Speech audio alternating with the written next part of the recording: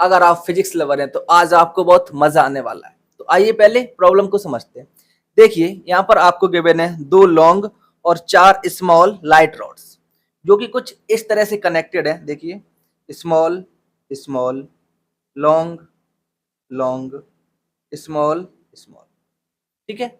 और यहाँ पर ये दोनों ही रोम्बस जो बन रहे हैं आपके, वो बन रहे हैं आपके आइडेंटिकल। और यहाँ पर जो कनेक्शन है यानी कि जो पिन है आपके, ठीक है, वो यहाँ पर फ्रिक्शनलेस है, ठीक है, क्योंकि प्रॉब्लम में फ्रिक्शन बोला नहीं गया तो हम फ्रिक्शनलेस माने। अब इस स्ट्रक्चर को एक सीलिंग से लटका दिया जाता है और उसके बाद इन दोनों पॉइंट्स को एक स्ट्रिंग से कनेक्ट करते हैं। उसके बाद यहाँ पर लटकाते हैं एक लोड जिसका मास m है। अब आपको बताना है इस स्ट्रिंग में कितना टेंशन होगा।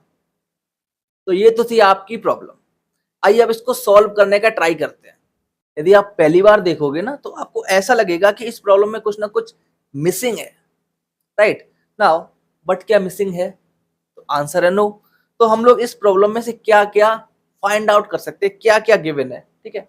तो सबसे इंपॉर्टेंट 2 बातें। पहली बात इसमें इंपॉर्टेंट है कि ये सारी की सारी आपकी जो रॉड है वो है आपकी मासलेस। दूसरी जो इंपॉर्टेंट बात ये है कि यहाँ पर जो रोम्बस बन रहे हैं ना वो आइडेंटिकल बन रहे हैं।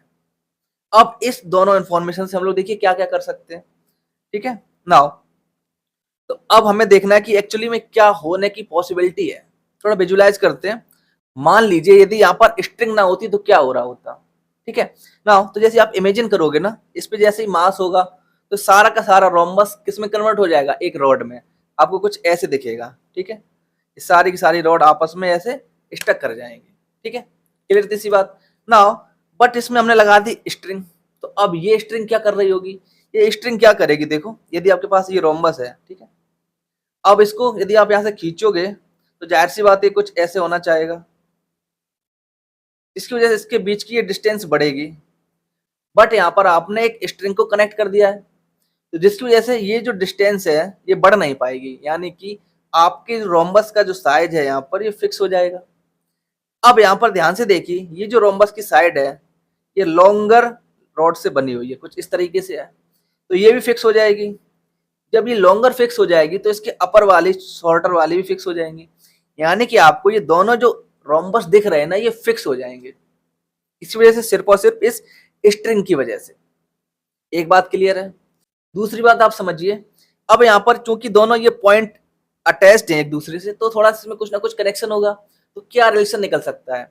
तो यहाँ पर देखिए यदि इसकी डिस्टेंस x है तो इसकी डिस्टेंस कितनी हो जाएगी? 2x, ठीक है। कहां से? इस एंड पॉइंट से। नाउ सपोज करो इसका जो एंड पॉइंट है इसको मैं बाई ऐसे स्ट्रेच कर दूं नीचे, ठीक है, हाइपोथेटिकली। तो ये जो मिड पॉइंट है ये कितना जाएगा?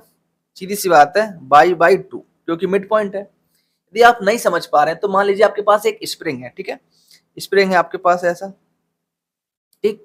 इसकी लेंथ, नेचुरल लेंथ L है, तो इसका मिड पॉइंट कहाँ होगा? यहाँ पे L/2 पर। अब अब यदि इस स्ट्रिंग को मैं थोड़ा सा एक्सटेंड कर दूं, मान लेते हैं इसकी लेंथ अब हो गई है L+x। अब इसका मिड पॉइंट कहाँ होगा? इस L+x/2 पर, राइट, यानी कि आपको मिलेगा L/2 + x/2।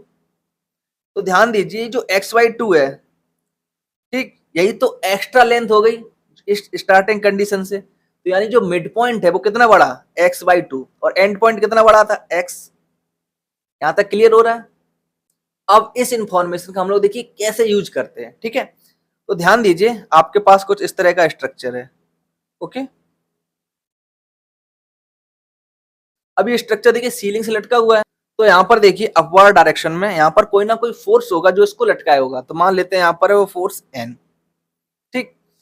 यहाँ पर बंधी हुई है स्ट्रिंग, तो मान लेते इसमें टेंशन होगी T। और इस पॉइंट पर चूंकि ब्लॉक लटका हुआ है तो यहाँ पर क्या होगा? इसका मास तो हो जाएगा m/g, इसका वेट। ये फोर्स लग रहा है यहाँ पर, ठीक।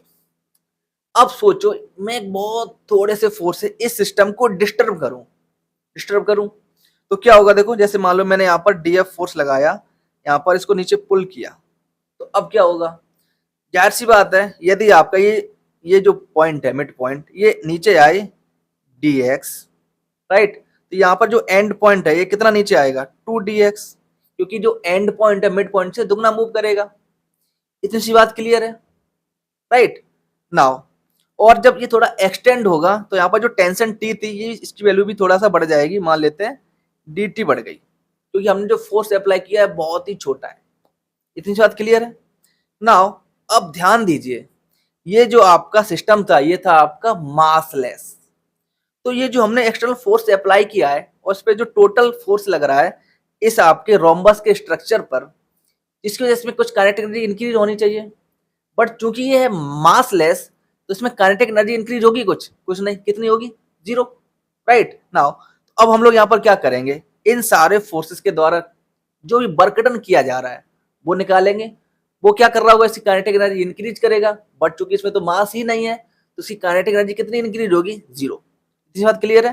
तो अभी तक हमने जो कुछ सीखा वो यहाँ पर आज फिगर में आप देख सकते हैं। नाउ कितने सारे फोर्सेस हैं जो वर्क डन के लिए रिस्पॉन्सिबल होने वाले हैं। तो पहले तो हो गया देखिए एक्सटर्नल फोर्स एन, दूसरा एक्सटर्नल फोर्स यहाँ पर देखो टेंशन है, राइट, जो इस पॉइंट पे लग रही होगी और जिसकी वजह से यहाँ पर डिस्प्लेसमेंट dx होने की पॉसिबिलिटी है, राइट। तीसरी बात होगी यहाँ पर जो टेंशन लग रही है अपर डायरेक्शन में जो कि इस डिस्प्लेसमेंट से अपोजिट है। चौथा फोर्स हो जाएगा आपका ये वेट mg, और पांचवा क्या हो जाएगा जो आपने थोड़ा सा डिस्टर्ब किया था। ये पांच फोर्स मिलके इस रोम्बस की, ठीक है, ये डबल रोम्बस जो दिख रहे हैं आपको, इसकी काइनेटिक एनर्जी चेंज करना चाह रहा है, बट इसमें मास है नहीं तो कितनी हो जाएगी, जीरो। यहाँ तक क्लियर है।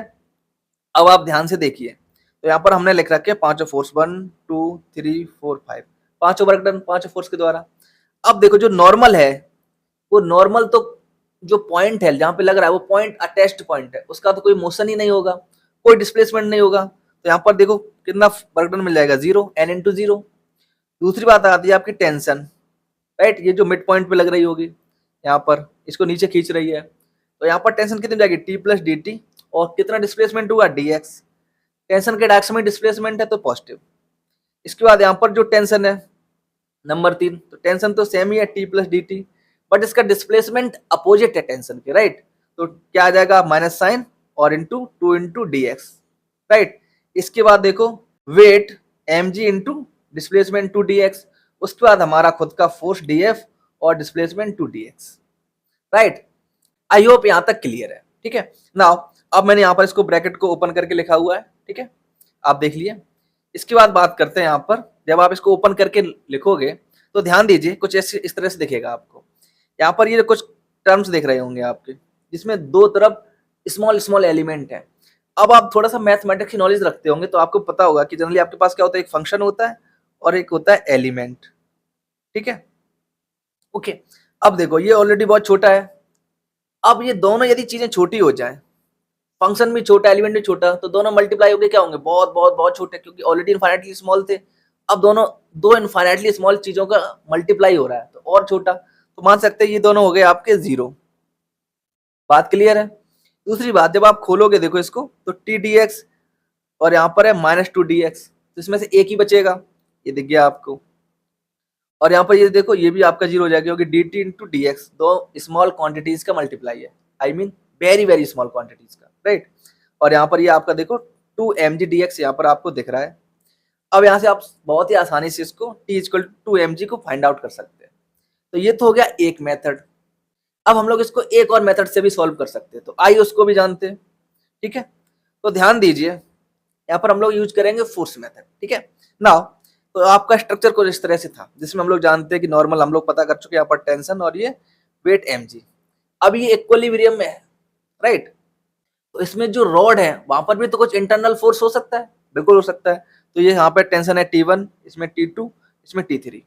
सिमिलरली आपको यहाँ पर मिलेगी, यहाँ पर T1, यहाँ पर T2 और ये T3, ठीक है। 6 रॉड थी, सब में हमने टेंशन नोट कर लिया। डायरेक्शन क्या होगा, डायरेक्शन आप बता सकते हो कि यहाँ से अबे होगा, इस डायरेक्शन में यहाँ पर T1, यहाँ पर देखो T2 का डायरेक्शन कुछ इस तरह से हो जाएगा और T3 का डायरेक्शन कुछ इस तरह से। सिमिलरली जो बाकी बची हुई रॉड है, क्योंकि सिमेट्री है आप देख सकते हो सेम ही होने वाली है, ठीक है। नाउ और इसमें क्या कर सकते हैं, ध्यान से देखिए। अब चूंकि दोनों रोम्बस आइडेंटिकल हैं, तो यदि हम यहाँ पर एंगल इसको थीटा माने, दूसरा वाला भी थीटा हो जाएगा और यहाँ पर भी आपको थीटा मिलेगा, ये भी थीटा मिलेगा। इतने यहाँ तक क्लियर है। अच्छा, तो अब देखिए हमें 3 पॉइंट्स पे फोकस करना है, तो मान लेते हम लोग पहले ए पे फोकस करते हैं। यहाँ पर इक्विलिब्रियम है तो क्या होगा, net force upward is equal to net force downward. तो एन इज इक्वल टू क्या मिल जाएगा आपको, 2T1 cos थीटा। एक बात क्लियर है। दूसरी बात देखिए, यदि हम लोग इस बी पॉइंट पर फोकस करें, राइट, तो यहाँ पर देखो एक टेंशन अपवर्ड है, राइट, तो एक टेंशन जो स्ट्रिंग में थी plus 2T3 cos theta is equal to mg, यहाँ पर डाउनवर्ड फोर्स mg था। इतना भी क्लियर है। अब यदि आप इस पूरे सिस्टम को ध्यान से देखो तो T1 T2 T3 सब इंटरनल फोर्सेस हैं, राइट, और इस सिस्टम यहाँ पर इक्विलिब्रियम में है, तो आपको क्या मिलेगा, normal is equal to mg मिल जाएगा। ये भी बात क्लियर है। नाउ इसके बाद यदि आप फोकस करें इस पर, लॉन्ग रॉड पर, लॉन्ग रॉड इक्विलिब्रियम में है और यहाँ पर देखो इस लॉन्ग रॉड पे यहाँ पर एक टेंशन लग रही है T1 और इधर लग रही है T3। अब ये देखो क्या कराने की कोशिश कर रही है, आपकी रॉड थी, एक टेंशन इधर एक टेंशन इधर, तो रोटेशन की पॉसिबिलिटी करा रहे हैं, बट यहाँ पर रोटेट नहीं हो रही है, ठीक, और सब कुछ सिमेट्रिक है। तो क्या हम ये बता सकते हैं T1 and T3, T1 and T3 ये आपके पैरेलल हो जाएंगे नाउ, और ये मिड पॉइंट है आपका, ठीक है, जो सी पॉइंट है वो आपका मिड पॉइंट है। तो जाहिर सी बात है यदि आप परपेंडिकुलर डिस्टेंस निकालोगे इन दोनों एंड पॉइंट से, ठीक है, तो वो सेम ही मिलने वाली है। तो मान लेते हैं वो अभी डी है, ठीक, सो हमारा काम चल जाए तो हमें क्या मिला, देखो T1D प्लस T3D। क्यों, क्योंकि ये दोनों जो फोर्सेस हैं T1 एंड T3 इस रॉड को सेम डायरेक्शन में घुमाने की कोशिश कर रहे हैं, इस डायरेक्शन में, राइट, तो इन दोनों का एडिशन क्या हो जाएगा, जीरो, टॉर्क नेट टॉर्क हो गई जीरो, राइट, क्योंकि ये घूम तो रही नहीं है। तो यहाँ से आपको T1 की वैल्यू मिल जाएगी माइनस T3। अब आप इन सब का यूज करिए, ठीक है, तो आपको बहुत ही आसानी से ऐसी इक्वेशन मिलेगी। ये तो आपकी इक्वेशन गिवन थी आपको, राइट, और यहाँ पर आप T इक्वल टू 2mg यहाँ से फाइंड आउट कर सकते हैं। नाउ आई होप इस वीडियो से आपने बहुत कुछ सीखा होगा, तो प्लीज वीडियो को लाइक कीजिएगा, चैनल को सब्सक्राइब कीजिएगा, दोस्तों के साथ शेयर करना बिल्कुल ना भूलें। Thank you and have a nice day.